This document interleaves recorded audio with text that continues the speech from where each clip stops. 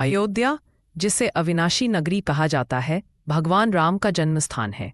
राजा दशरथ के शासन में यह नगरी अपने चरम वैभव पर थी। स्वर्णिम महल, विशाल सभागार और समृद्ध नागरिकों से भरी अयोध्या में राम का जन्म हुआ। पुराणों के अनुसार राम विष्णु के 7वें अवतार थे, जो धरती पर अधर्म का अंत करने आए थे।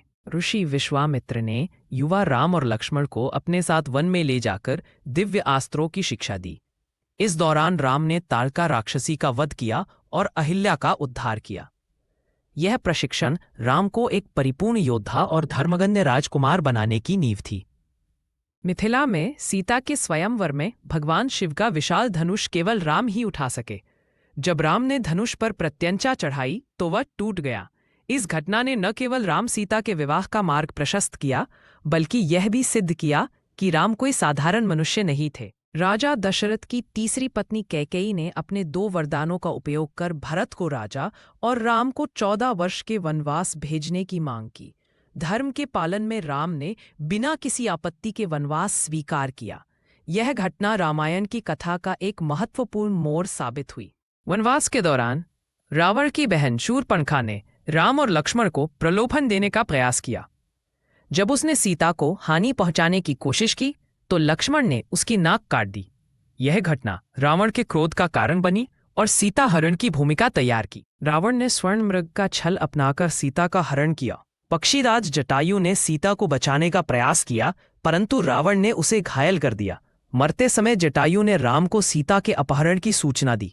यह घटना राम रावण युद्ध का तात्कालिक कारण बनी। हनुमान ने समुद्र लांघकर लंका पहुंचे और सीता को अशोक वाटिका में खोज निकाला। उन्होंने सीता को राम की अंगूठी दी और लंका को जलाकर रावण की शक्ति का प्रदर्शन किया।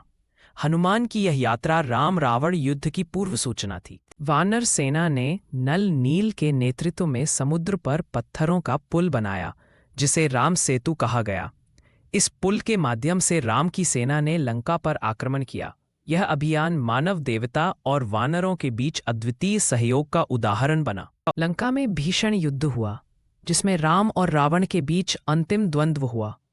रावण ने कई दिव्य अस्त्रों का प्रयोग किया, परंतु राम ने ब्रह्मास्त्र से उसका वध किया। यह युद्ध धर्म की अधर्म पर विजय का प्रतीक बना। 14 वर्ष के वनवास के बाद राम अयोध्या लौटे और राजा बने। उनके शासनकाल को राम राज्य कहा गया, जहां प्रजा सुखी और धर्म की स्थापना हुई।